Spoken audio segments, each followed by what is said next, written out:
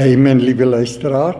Ons is so bevoorreg om weer te luister na die blye boodskap, dit wat in Jesus Christus aan die kruis gekom het, wat soveel verwarring veroorsaak het. Want ons weet dat die hele Ou Testament gaan oor die Jode en die uitverkose volk van God en die wet en so meer. Dan kom ons in die Nuwe Testament en jy lees in Romeine 2 vers 14 dat die heidene het nooit 'n wet gehad nie. Hulle was nie ingesluit in die uitverkiesing nie. En dit het 'n verwarring veroorsaak. Die Joodse apostels wat saam met Christus was, almal Jode, almal onder die wet. Hulle het daardie wettiese realiteit laat oorspoel in die Nuwe Testament wat ons gereken het wat die Nuwe Testament is. Matteus, Markus, Lukas en Johannes. Maar dit is nie Nuwe Testament nie.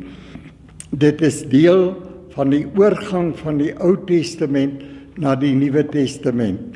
En wanneer 'n mens die realiteit sien van hoe dat Jode daardie wettiese godsdiens oorgedra het op die heidene, wat eintlik nooit 'n wet gehad het nie, soos ons reeds gesien het in Romeine 2 vers 14.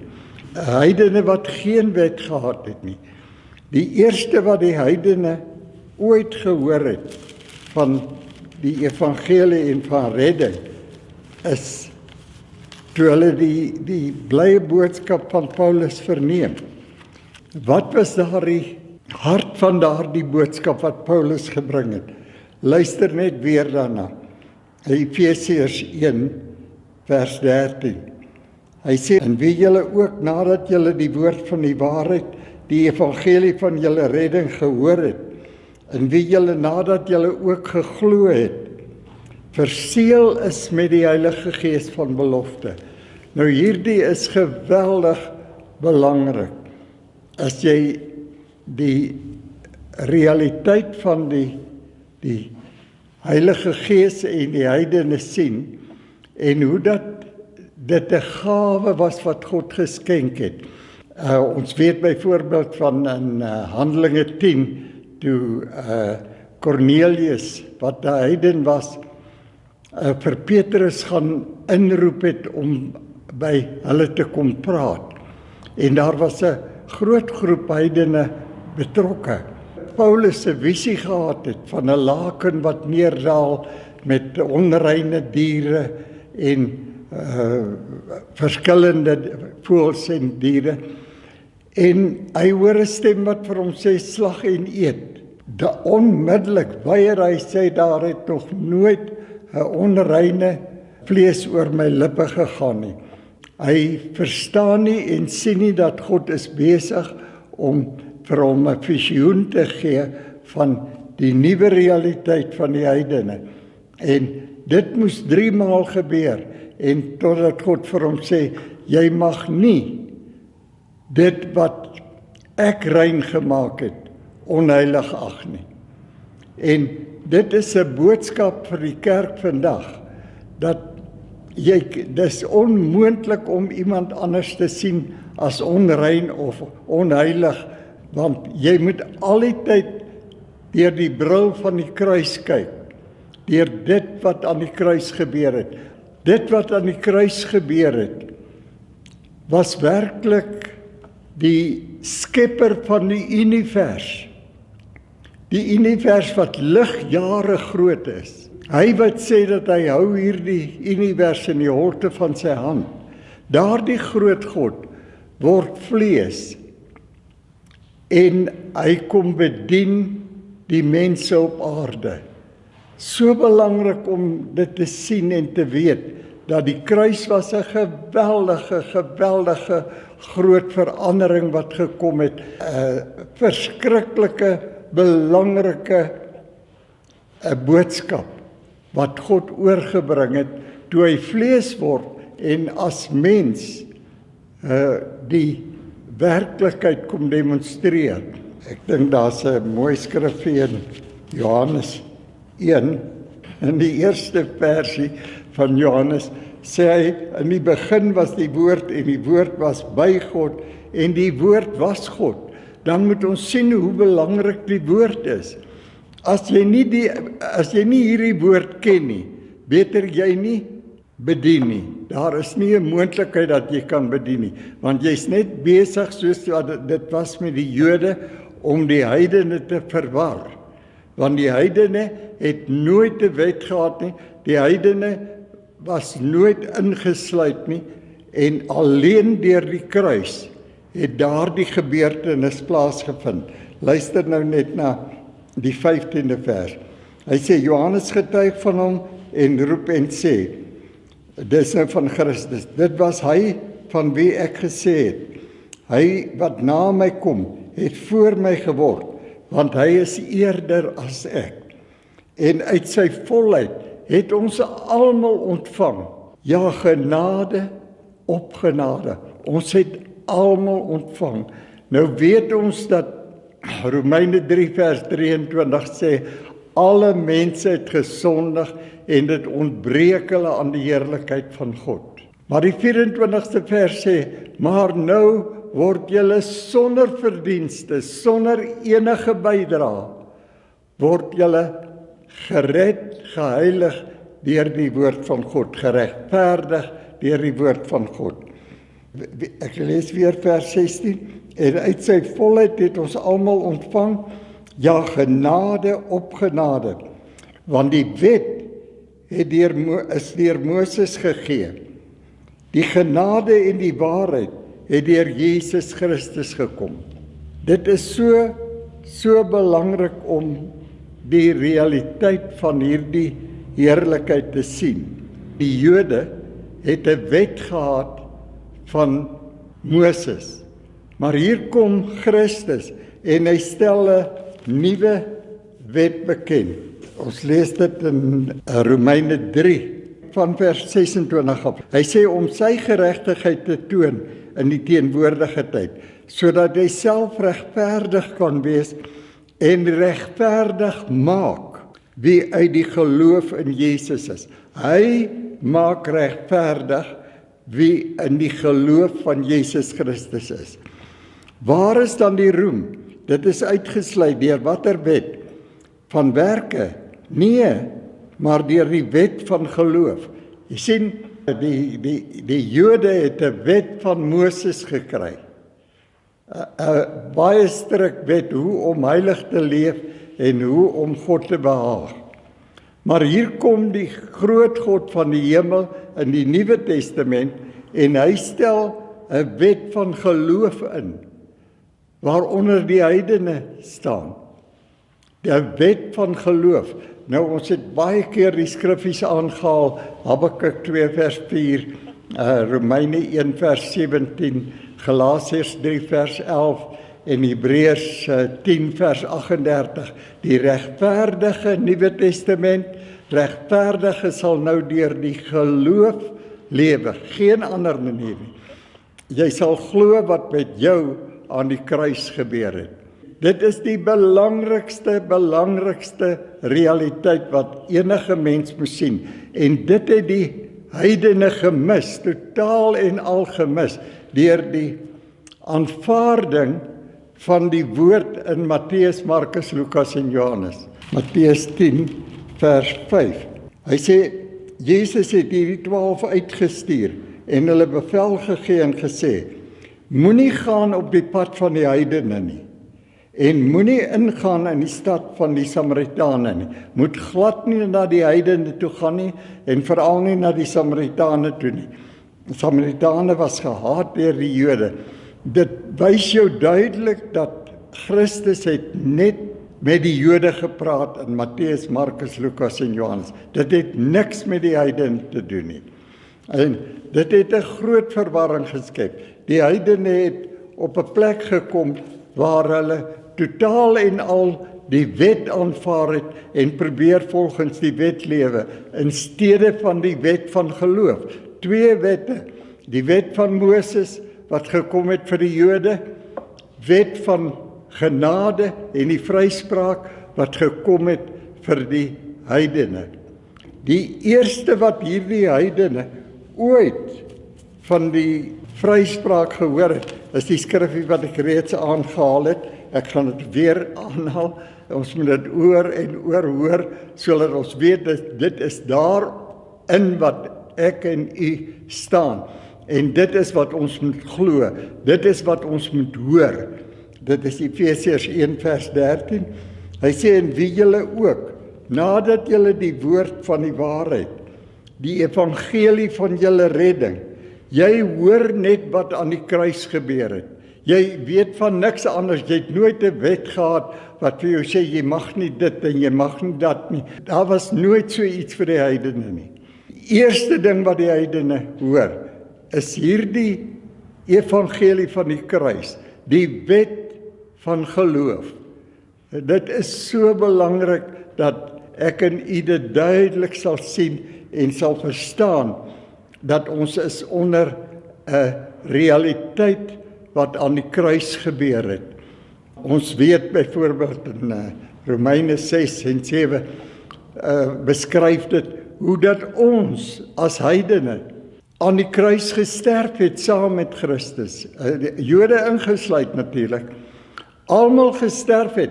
God het die hele menseras, omdat almal gesondig het en skuldig was, het God die hele menseras tot niet gemaak. Hy het in die plek van die menseras kom stel. En hierdie groot God was so groot in sy kennis en sy realiteite, dat hy die hele menslike ras in Christus gesit het, sodat as een vir almal sterf, dan sterf almal. Hy neem alles weg en hy bring die wet van geloof in. Selfs die Jode nou, wat onder Matteus, Markus, Lukas en Johannes is, dat selfs hulle nou onder die wet van geloof is. Hebreërs 11 vers 6. Sonder geloof onmoontlik om God te behaag, want dit is hierdie groot God wat homself kom verneder het ter wille van die menseras, die menseras in homself geneem het, die kruis gedra het, dit wat die mensdom te beurt moes val, dit dra hy en hy betaal die prys van die sonde en lyding van die mens. Mense het gelei weens die ongeloof, weens sonde en ongeregtigheid. En hy betaal daardie prys, sodat die kruis 'n absolute realiteit is, van A tot Z. Die mens vrygespreek, totaal en al vrygespreek van sonde en ongeregtigheid, en ook genees, totaal en al dit wat deur sonde gekom het, siekte en teleurstellings, alles ingesluit aan die kruis. En ons lees byvoorbeeld in 1 Petrus 2 vers 24, dat deur sy wonde aan die kruis, het daar vir ons genesing gekom, het daar vir ons vryspraak van sonde gekom, 'n volmaaktheid vir ons gekom aan die kruis. Hebreërs 10 vers 14 beskryf dit so mooi. Hy sê, deur een offer wat God gebring het hy vir altyd vervolmaak die wat hy geheilig het. Hebreërs 10 vers 10 sê, deur sy eie wil het hy die hele menseras geheilig aan die kruis. Dit is so belangrik, mense, en dit is alles geskenke van God, en dit is die realiteit wat ons moet sien, dat alle mense is nog verlore as hulle nie die geskenk aanvaar nie.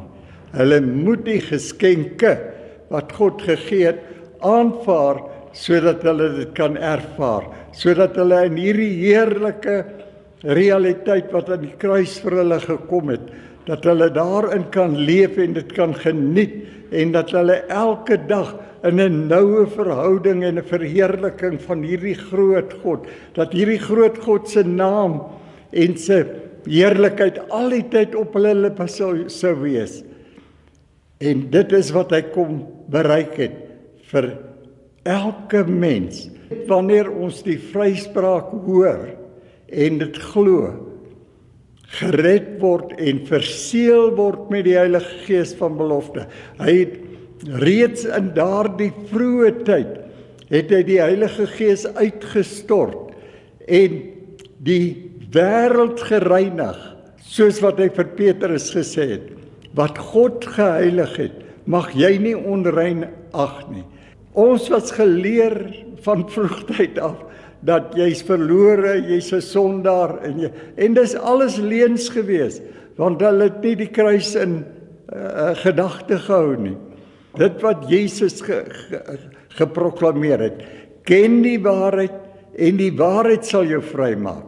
Van daardie leuen van Satan wat jou kom bedrieg het, ek wil tog vir ons gou net 'n realiteit wys wat die kerk nog glad nie glo of nog glad nie gesien het nie.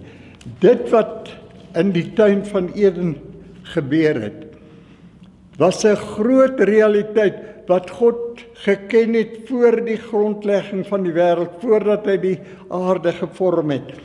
Het hy daardie realiteit geken en het reeds voorsien daarvoor.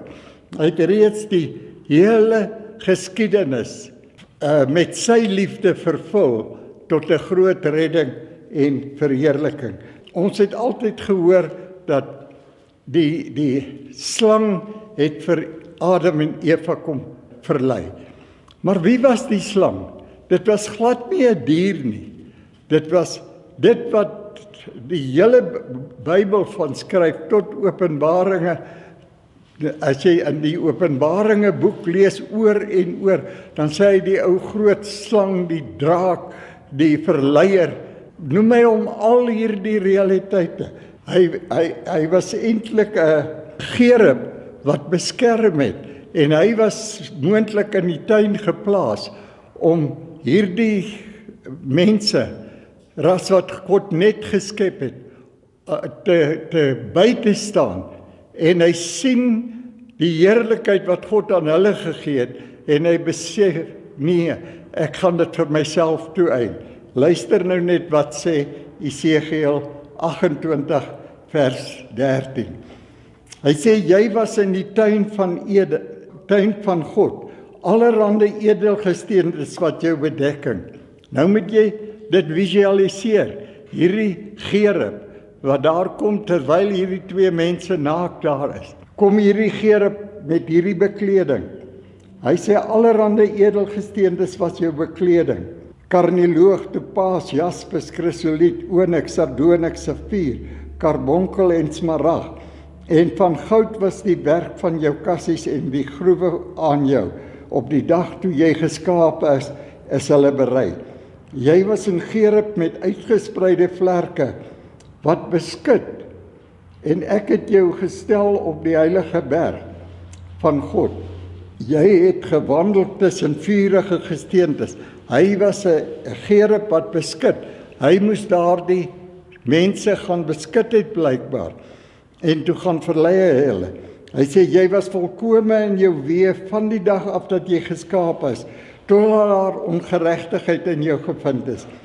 Weens die grootheid van jou koophandel, het hulle jou binneste met geweld gevul, en jy het gesondig, daarom het ek jou as onheilig van die Godeberg afgedrywe, en ek het jou tussen die vurige gesteentes uit vernietig, o gerub wat beskut. Hoogmoedig het jou hart geword. En nou hierdie is 'n algemene probleem wat die mens het, hoogmoedigheid. Baie keer dan hoor jy dat ons praat van ons kerk, ons dit en ons. En daar bestaan nie so iets nie, daar is net een kerk en Christus is die hoof van die kerk en hy is die een wat hierdie kerk gaan bou. En ons moet absoluut volgens sy plan gaan. Hoogmoedig het jou hart geword oor jou skoonheid. Jy het jou wysheid verderwe weens jou glans. Ek het jou op die grond gewerp. Ek het jou oorgegee voor die aangesig van konings. dat hulle op jou neer sou sien. En ons weet hoe in watter vernederende posisie hy op die oomblik is, dat hy onder die voete van die hele menseras gestel is. Hy wat eintlik 'n gerub was, wat hierdie mense moontlik moes beskik wat God nie geskep het op hierdie aarde, en aan hulle die regeringskap van die aarde gegee het, om te heers oor die visse van die see, die voëls van die hemel, en alles op die aarde. So dit is so belangrik, dat ons weer tot 'n kennis kom, dat ons sien, hoe dat hierdie groot God van begin geweet het, wat die probleme was, en hy het vir ons die kruis gegee, as die groot antwoord, die absolute antwoord, en finale antwoord, wat ons tot 'n heerlikheid stem. Dit is so mooi as jy kyk in Hebreërs 2, beskryf hy hierdie heerlikheid van die Heilige Gees wat hy op die mens uitgestort het. Daardie Heilige Gees is sy getuienis van hierdie groot saligheid. Hebreërs 2, jy kan daar lees van die groot saligheid wat God aan die mens geskep het. Dit is so belangrik om dit te sien, en te sien hoe groot hierdie saligheid werklik is, wat hy vir ons geskenk het, en dit te waardeer, en absoluut in verblyding te staan, oor dit wat hy vir ons kom doen het. Prys sy groot naam vir hierdie groot heerlikheid. Amen.